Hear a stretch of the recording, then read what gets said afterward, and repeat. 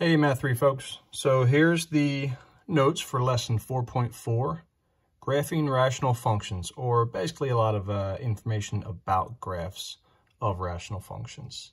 So what I did to start off here, you do not have to copy this graph unless you choose to, but it's just kind of reviewing some information about domain range, increase, decrease, things that we've gone over in past lessons.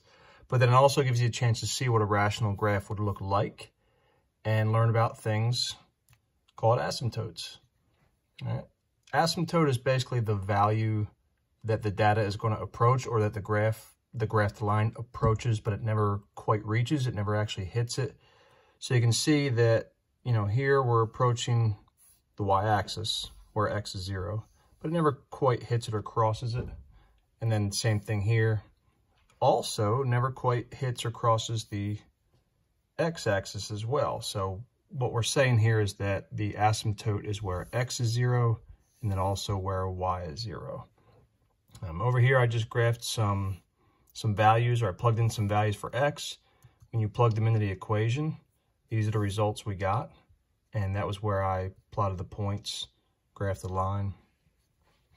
Remember that with domain is how far left and how far right. So we go from negative infinity, and then we approach the 0, but then there's no information, there's no data, there's no points at 0. So that's why we had to stop at 0, jump over that value, and then pick back up on the other side of the 0 and go from there. That's why we have a union situation. And then the same thing happens with the range, how far down to how far up. Increasing, it never does increase. It only decreases.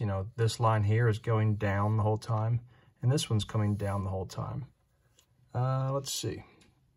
Positive, where is it positive? That means where is it above the x-axis? That's this part of the graph. From 0, you kind of read it like domain, how far left, how far right. From 0 to infinity is where it's positive, above the x-axis. Where is it negative, meaning where is it below the x-axis? Well, from negative infinity to the 0. Vertical asymptote, that's right here. That's where that imaginary line, that gap, that's where it's crossing the x-axis at 0. That's why we say the vertical asymptote is where x equals 0.